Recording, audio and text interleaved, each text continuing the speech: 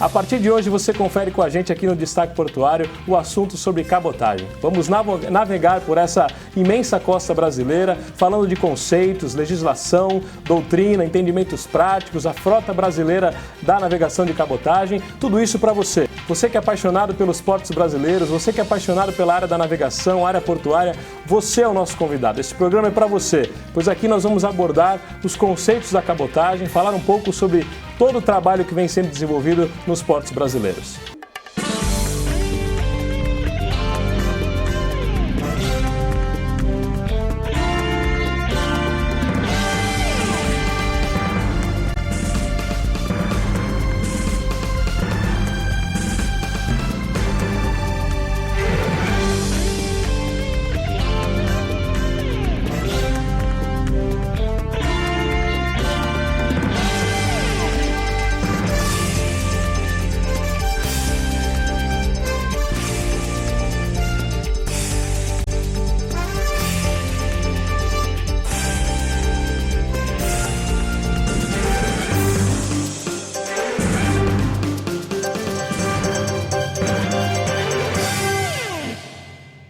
Está aqui ao meu lado o Dr. Gerson Ramos, um amigo, né? O Gerson já esteve conosco aqui num programa anterior, contando da experiência de vida, como ex-oficial de marinha mercante, toda a experiência de vida trabalhando aí na agência de navegação, agora militando, né? na mesma área, né? No direito portuário, no direito marítimo. E hoje, como falamos na abertura do programa, nós vamos tratar de um tema chamado cabotagem, né, Gerson? Primeiro, obrigado mais uma vez pela tua presença aqui no programa Destaque Portuário. É muito oportuno pelo conteúdo, pelas informações que você vai poder passar para a gente, poder passar para aqueles que têm interesse. Você aí que tem trabalhado na área da navegação, que tem trabalhado na área portuária, presta atenção nesse programa, porque muita coisa de informação boa sobre cabotagem, o cenário atual do Brasil vai ser passado. Eu quero chamar a tua atenção para você realmente estar com a gente durante todo esse programa, tá bom? Gerson, para falar de cabotagem, vamos conversar um pouco sobre regimes de navegação. Hoje nós temos 5 regimes de navegação que estabelecem, a legislação brasileira estabelece, né, apoio marítimo, apoio portuário, navegação de longo curso. Fala um pouco para a gente desses regimes, vamos ter um papo em cima disso. Bom, Daniel, então agradeço aqui novamente, é grande oportunidade, né? Um grande amigo aí, a gente se sente totalmente à vontade de falar sobre um tema tão apaixonante, né? E tão diversificado que é essa parte de navegação. Bom, a navegação, ela, na realidade, ela se estende a determinadas áreas, né? Uma área muito abrangente, que é a navegação transoceânica, que a gente fala de navegação de longo curso, né? Que é justamente aquela que envolve trajetos entre portos internacionais, né? Então, você tem assim, navegações longas, a maioria delas transoceânicas. Depois a gente tem uma parte de navegação com relação a mais próximo da costa, né? Que é a navegação costeira, a navegação de apoio marítimo, que envolve plataformas e as bases em terra. Você depois tem um tipo de navegação mais interior ainda, que é a navegação fluvial e lacustre, né? Que envolve rios e lagoas, né? E tem uma navegação também entre portos nacionais, né? Que seria a navegação da cabotagem, costeira, né? Ou da cabotagem, né? Em homenagem aí aos portos nacionais, né? Sim, sim. Agora, a navegação de longo curso, obviamente, são transportes internacionais de cargas advindas de diversos portos, né, do mundo inteiro para o Brasil. Ela pode ser explorada tanto por empresas estrangeiras quanto por empresas nacionais. A legislação assim permite e estabelece como longo curso. Esse é o nome, né? Isso. Aí você tem a navegação de interior, que a lei estabelece, né, que é aquela navegação fluvial e lacustre, com lagos, né, enfim. Lagos, isso. Tá. E aí a navegação de apoio marítimo, que você comentou com a gente. Você falou do apoio portuário e de apoio marítimo. A navegação de apoio marítimo, ela serve para esse tipo de trabalho com as plataformas. Que mais que ela pode dar alguns exemplos para a gente que você já experimentou, já vivenciou? Já tive nesse tipo de navegação, né? Você faz uma navegação não só portuária, né? Quer dizer, você entra com as embarcações que são os rebocadores de offshore nos portos, né? Então você faz um trecho de navegação portuária mesmo, que está entre a barra do porto e a instalação portuária. Mas quando você sai a mar afora, barra fora, você faz a navegação de apoio marítimo, que ela é justamente essa, uma navegação que vai dar um apoio às plataformas de petróleo que ficam ao largo, né, na costa brasileira. Tem plataformas que estão até a 200 milhas, né, praticamente já no limite do mar territorial brasileiro e ultrapassando a zona contígua e chegando quase no limite mesmo da zona econômica exclusiva. E você depois, entre as plataformas, tem uma outra navegação lá também, que são deslocamentos menores, né? Você vai fazendo determinado trajeto em que você envolve operações com as plataformas, manuseio de âncora, isso tudo lá naquela área petrolífera. Então você também é considerado apoio marítimo. Apoio marítimo. E no apoio portuário, nesse lado de terminais, desde reparos encostados, suprimentos para navios que estão atracados. A navegação portuária ela se caracteriza muito pelo apoio do rebocador portuário no navio, com relação a ajudar ele a atracar ou desatracar, pequenos deslocamentos de barcaças, né, para abastecimento de água, de óleo para os navios. Então são uma navegação assim, bem restrita mesmo. Inclusive as embarcações são construídas, né, para atender esse tipo de navegação sem terem muito porte assim para poder se lançar fora da barra, né? Legal. E finalmente falando da cabotagem, né? Que vai ser o foco do nosso programa. Né? A cabotagem é a navegação entre portos de um mesmo país. Isso. Mas e eu tenho uma navegação que vou até Buenos Aires, né? Onde eu tenho de repente a mesma costa.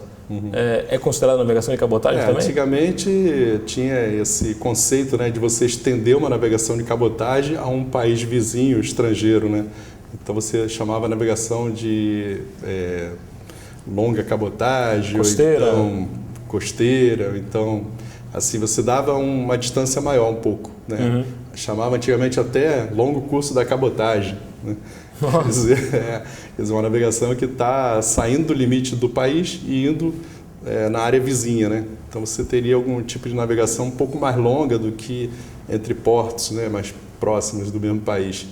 Aí você tinha o conceito na época era grande cabotagem, aliás, né? Falava-se muito disso. Navegação de grande cabotagem abrangia portos nacionais com os países vizinhos, né? Uruguai, Argentina, né? Ou lá no norte também, estendendo até as Guianas, né? Venezuela. Então se dizia grande cabotagem, né? Mas esse conceito hoje em dia ele unificou. Você tem uma navegação única que é de cabotagem entre portos nacionais, né? Isso que está prevalecendo hoje. Sim, então aquele sinônimo de que navegação de cabotagem é navegação costeira é até preocupante de cair num equívoco, né? Porque não é a navegação costeira. Não necessariamente. Ela é costeira desde que esteja no mesmo país. Isso. Né? Interessante. A navegação de cabotagem ela é surpreendente, né? O Brasil ele está cada vez mais acentuando, né? Essa precisa de muito mais desenvolvimento, mas ele está acentuando um pouco nesse trabalho de cabotagem. Fala um pouco da história da cabotagem no Brasil. Como é que tudo iniciou? A gente estava até conversando agora há pouco sobre isso. Poxa, você deu informações que eu desconhecia. O nome cabotagem é curioso porque ele demanda de um sobrenome de um navegador na época do século XIV, né? E esse navegador ele tinha o sobrenome de Caboto. Então ele fez assim especializado em navegações costeiras, né? Ele fazia navegações acompanhando sempre a linha costeira do continente. Então, em homenagem a ele, né, devido a ele desenvolver muito esse tipo de navegação estimada e costeira, se deu o nome de cabotagem. Isso já lá no século XIV. Né? Aí depois, no Brasil, por exemplo, tivemos um período, né, que quando a família imperial veio para o Brasil, em 1808, houve a abertura dos portos às nações amigas e os portos brasileiros começaram realmente a receber navios estrangeiros, navios, né, alienígenas, que a gente chama, e houve um aumento desse comércio, né, entre portos nacionais brasileiros. Mas mesmo um pouco depois, com a independência do Brasil, que se pensou em fomentar a navegação de cabotagem, porque havia um interesse de desenvolver o comércio, né, entre os portos nacionais, e aí se deu um decreto, né, número 60 do ato regencial, de que abria, para incentivar a cabotagem, abriu a cabotagem para bandeiras estrangeiras, que até então a cabotagem ela é restrita, né, à navegação de empresas brasileiras com bandeira brasileira. E que hoje é totalmente engessado dessa forma. Né? O mundo inteiro aplica essa regra, né? A menos que haja uma reciprocidade entre países que permite um país de bandeira estrangeira fazer a navegação entre portos nacionais. Isso tem um motivo que é a reserva de mercado e proteção ao emprego, né? Indústria nacional também. Então, você não pode assim abrir, né, a sua área costeira de navegação, né, entre portos dentro do mesmo país, justamente por causa disso, para você incentivar a construção naval, empregos, né, empresas brasileiras propriamente dita. Mas no início do Império, né, até pela falta de navios, que os poucos navios que estavam no Brasil foram incorporados à frota mercante, né, que eram da coroa portuguesa. O Brasil incorporou esse navio, mas mesmo assim ainda precisava de mais navios. E não tinha estaleiro naquela época, não tinha nada. Então, praticamente o imperador foi obrigado a abrir os navios para desenvolver a cabotagem. Para desenvolver a cabotagem. Aí foi um período aí até 1860, depois durante 7 anos, até 1860 aberto as bandeiras estrangeiras para fazer a cabotagem. Praticamente 25 anos em que os estrangeiros conseguiram explorar aí a navegação de cabotagem no Brasil. Principalmente ingleses, né, franceses, teve companhias americanas, inglesas, francesas que se instalaram aqui. Mas aí depois houve um período que se discutiu muito isso, que essa abertura estava inibindo o desenvolvimento de empresas brasileiras, né? E aí durante 7 anos se fechou o mercado para bandeiras brasileiras. Então, isso é falando de 1860 a 1870 houve um fechamento, né? Depois, novamente, devido ao problema de não ter capital próprio, né? Não segurar nas pontas. Não conseguiram se desenvolver como o governo pretendia na época, reabriu-se de novo a bandeira estrangeira. E isso perdurou durante mais uns 20 a 25 anos, só depois que teve a República, né, que realmente se fechou novamente a bandeira estrangeira para fazer a cabotagem, e alguns atos, né, demandaram de você ter o famoso Lloyd brasileiro, né, uma empresa estatal, né, para poder explorar a navegação costeira, né, através de uma empresa costeira mesmo, e umas linhas internacionais também. Então foi quando o Lloyd brasileiro surgiu, né, em 1890, para poder explorar uma navegação costeira através de uma companhia de navegação costeira, o nome era esse, e o Lloyd brasileiro, que ia lá para a Europa, uma linha para a Europa, outra linha para o Mediterrâneo, levando carga e passageiro juntos. Né? Sim. E aí nesse avançar, nós tivemos o início realmente da navegação brasileira, o início do transporte, né, da logística brasileira, ela foi marítima, né? Todo o transporte costeiro. No século XX foi justamente isso, né? Foi quando se pensou o Brasil começou a viver um período mais propício, né, à exportação em relação a café, né, o açúcar já era pauta de exportação, teve algodão, fumo e alguns produtos que precisavam ir para a Europa, e aí se incrementou, né, a navegação como um todo, não só costeira, né, através de troca de passageiro entre portos, né, e carga também. Nosso tempo nesse bloco está esgotado, mas a gente volta a falar ainda sobre a história da cabotagem no Brasil. Voltamos já.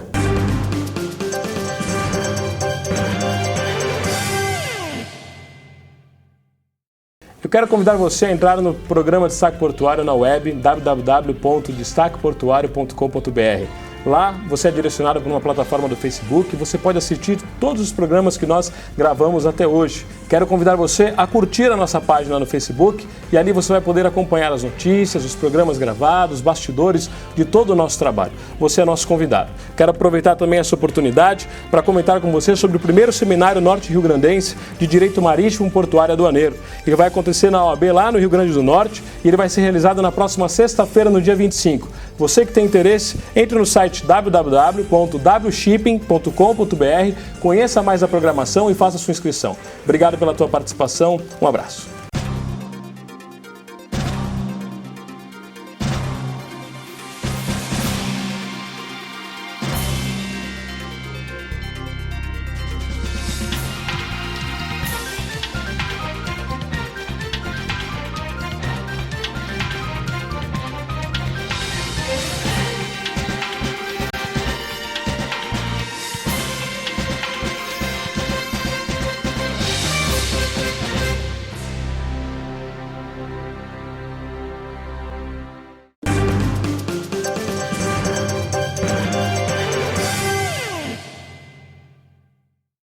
Voltamos aqui ao nosso bate-papo com o Gerson Ramos. Nós, no primeiro bloco, estávamos falando sobre o desenvolvimento, o contexto histórico da navegação de cabotagem no Brasil.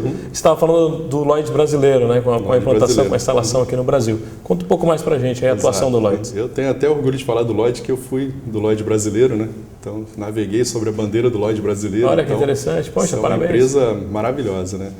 Mas, retomando ao início do século XX, quando o Brasil começou realmente a perceber a força de ter empresas nacionais fazendo a cabotagem e também linhas internacionais, então houve realmente um desenvolvimento, né? Até a Primeira Guerra, a Segunda Guerra, foi um ambiente assim propício, né, para embarcar, né, cargas brasileiras e navios brasileiros.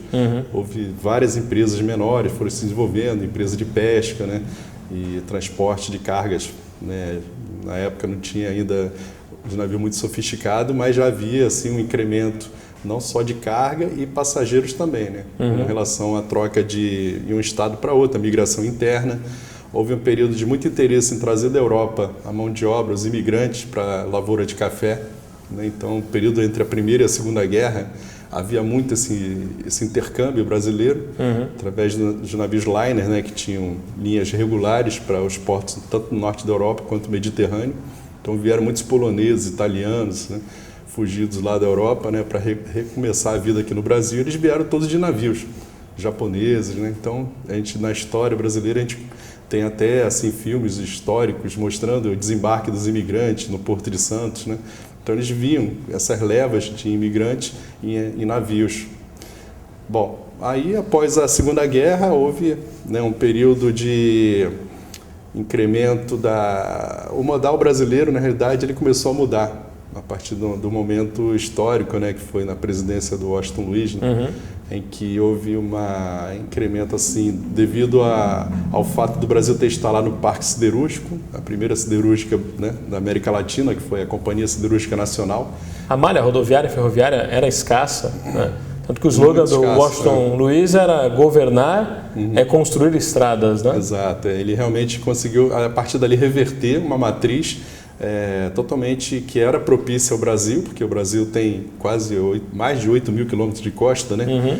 Então, naturalmente, a troca de mercadoria no Brasil deveria ser via marítima, né? E depois partir para outros modais, e não o contrário. Então, com a entrada em operação dessa grande usina siderúrgica, né, que foi a Companhia Siderúrgica Nacional, houve o interesse do governo em patrocinar mais a indústria automobilística, né, o transporte rodoviário. E também o ferroviário foi deixado um pouquinho de lado, então você começou a mudar a matriz de transporte no Brasil. Né, a gente está falando de 1950, 1960. Exatamente. Então, nesse período, realmente foi complicado, porque você saiu de uma matriz adequada ao país, né, e retrocedeu para uma... acho que foi assim um período de desenvolvimento que favoreceu só um setor. Sim. E se esqueceu dos outros. Sim, né? Podemos dizer que em 1950 e 1960 foi a desaceleração da navegação costeira. Total. Porque, poxa, se a gente vem... E hoje é um problema. A gente conseguir resgatar isso, a gente vai falar mais lá na frente, né? Isso, hoje está um problema. Um grande problema a partir dali, que se mudou essa mentalidade, infelizmente. Interessante. E aí, seguindo nesse lado, realmente a navegação de cabotagem começou a declinar, né? Houve um período interessante que, após o golpe militar, né, no período de governo militar, houve um incremento da Marinha Mercante brasileira como um todo. O Brasil chegou na década de 70 a ser o segundo maior construtor naval do mundo. Então, se construíram muitos navios para atender, né, a bandeira brasileira, para transportar carga, mas... Depois, em 1973, né, houve aquela grande crise do petróleo, que derrubou, né, mercados, e o próprio Brasil entrou em crise também, né? E ali houve uma desaceleração muito grande com relação à indústria nacional de construção naval e bandeira brasileira. Os navios que foram construídos até aquela época, infelizmente também não foram os navios já visando o futuro, né, porque já naquela época já existia a grande... iniciativa de construir navios de container, né?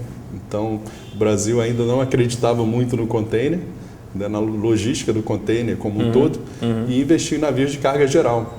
Então, você tinha navios novos, construídos e obsoletos ao mesmo tempo. Uma frota mercante nova, mas obsoleta para o momento. Então isso gerou problemas, porque você não conseguia angariar cargas, né? Era um problema realmente imenso para a nação.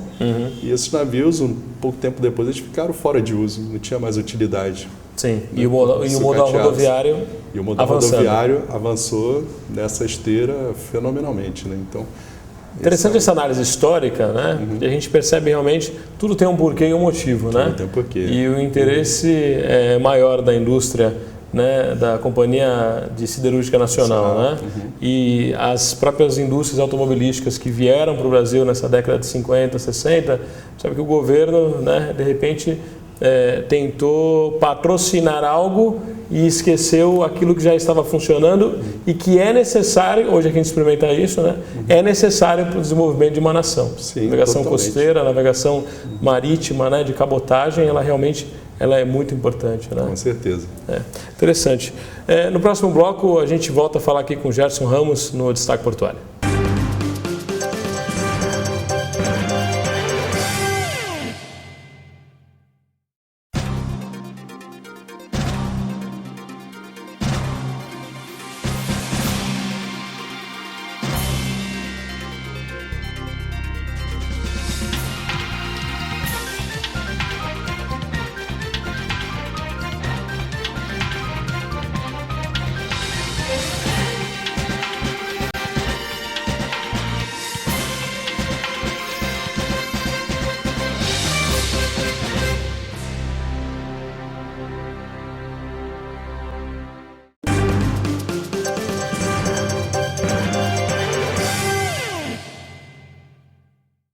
Voltamos aqui ao nosso bate-papo com o Gerson Ramos.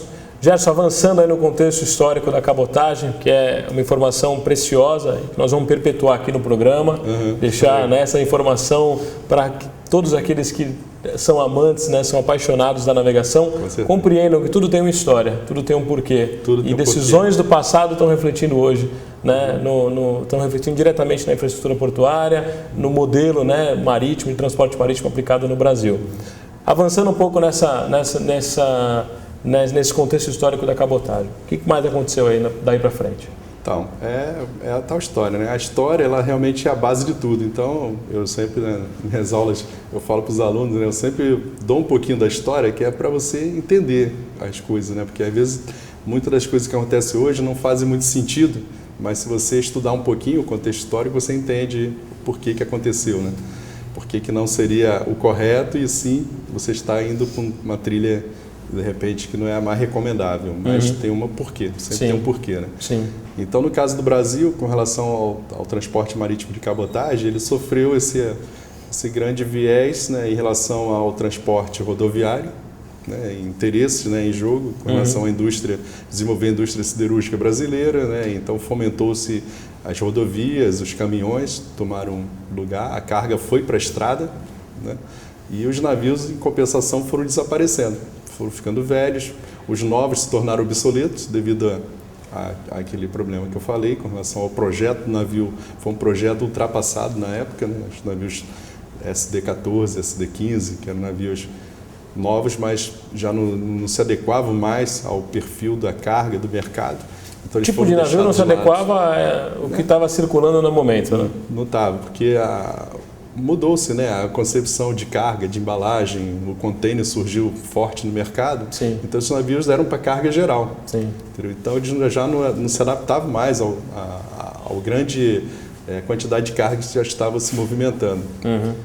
E você avançando no tempo, né, findando o período militar, você teve um contexto histórico no Brasil, que foi a reabertura, né, dos mercados. Né, o governo Collor ele incentivou isso, né, e foi no caso até favoreceu o Brasil, porque obrigou o Brasil a se readequar ao que estava acontecendo no mundo, né, o mundo globalizado, levou o Brasil até criar leis, né, instrumentos jurídicos para o Brasil poder se reintegrar nesse quadro desenvolvista que era o mundo.